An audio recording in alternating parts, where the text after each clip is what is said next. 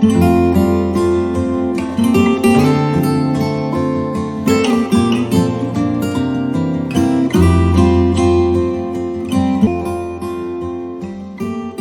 allez-vous aujourd'hui? Commencez-vous à ressentir cette élévation de vos émotions tout au long de la journée? Nous sommes aujourd'hui à la 10e fenêtre et si vous pratiquez depuis le début, vous devez forcément commencer à ressentir un changement. Ce changement ne se passe pas seulement au niveau du bien-être. Nous avons parlé du cerveau et de ses deux côtés, gauche et droite. Nous allons parler juste un peu aujourd'hui des 3 étages du cerveau. Nous avons un premier étage qui est celui qui nous distingue des autres êtres vivants car il est extrêmement développé, c'est le néocortex, celui qui nous permet d'élaborer des idées, des concepts, de faire des hypothèses et qui est extrêmement puissant. Mais si nous descendons un peu, nous arrivons à un étage de cerveau que nous partageons avec tous les mammifères. C'est le cerveau limbique, c'est le siège des émotions. Et dans l'évolution des espèces, celui-ci était présent bien avant le néocortex. Ce qui a pour conséquence aujourd'hui que nous avons aujourd'hui 2 systèmes d'acquisition de l'information qui nous entoure, ce qu'on appelle une voix basse et une voix haute.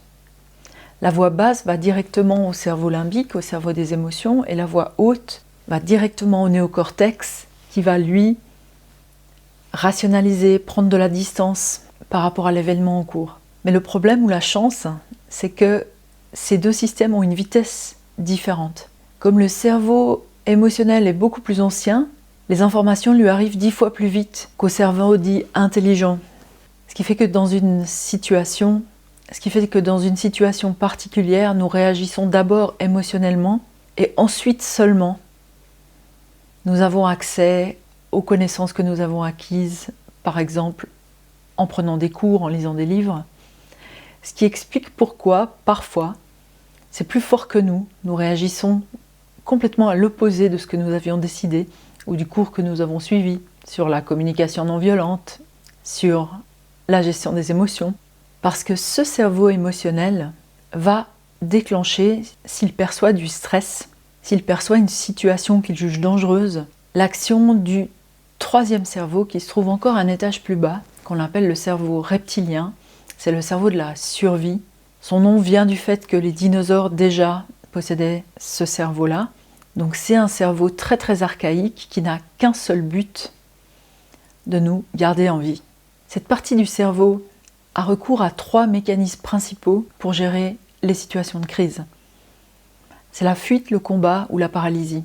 Ce qui explique pourquoi, si on doit parler en public par exemple, on peut se retrouver complètement sans voix, paralysé, alors qu'on a vraiment bien préparé son intervention. C'est aussi ce mécanisme qui rentre en jeu quand les enfants qui ont bien appris leur leçon se retrouvent avec la tête totalement vide devant un test. Alors pourquoi est-ce que j'introduis cela? Plus on développe son intelligence émotionnelle, notamment par la pratique de la gratitude, mais il y a évidemment des quantités d'autres façons de développer cette intelligence-là, plus on donne la possibilité au cerveau émotionnel, au cerveau limbique, de se calmer rapidement. Et de cette façon-là, le cerveau de la survie ne s'active pas et nous pouvons alors utiliser toute la puissance de notre néocortex, notamment pour créer. On a notamment calculé que si on conditionnait un groupe avec des émotions négatives en comparaison avec un groupe auquel on fait vivre des émotions positives, comme la joie, le plaisir, nous disposons de 30% de capacité cérébrale en plus. C'est vraiment intéressant, n'est-ce pas? Alors continuons à entraîner notre cerveau à ressentir de la gratitude aujourd'hui en repensant à l'année écoulée et à tous les services dont nous avons bénéficié.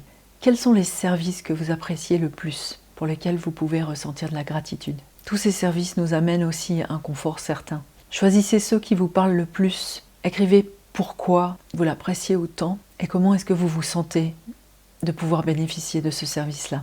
Pour vous donner des idées, je vais vous en lister quelques-uns, mais choisissez ceux qui vous parlent le plus.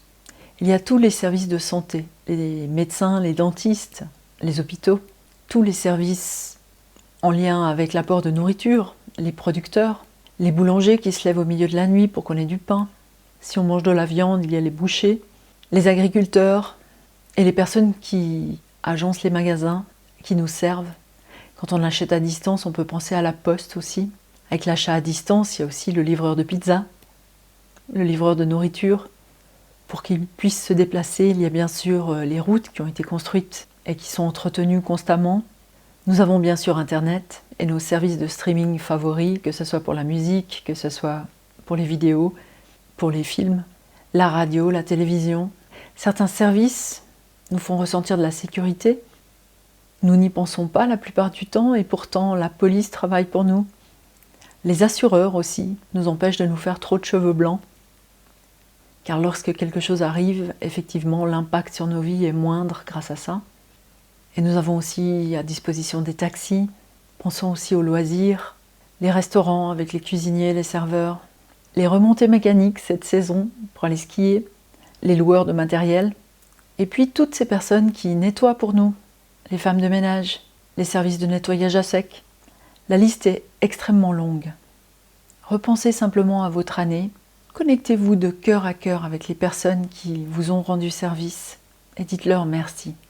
Et moi, c'est à vous que je dis merci, parce qu'ensemble, une micro-goutte après l'autre, en apprenant à être plus heureux au quotidien, nous rendons aussi le monde globalement plus heureux, même si ça paraît insignifiant.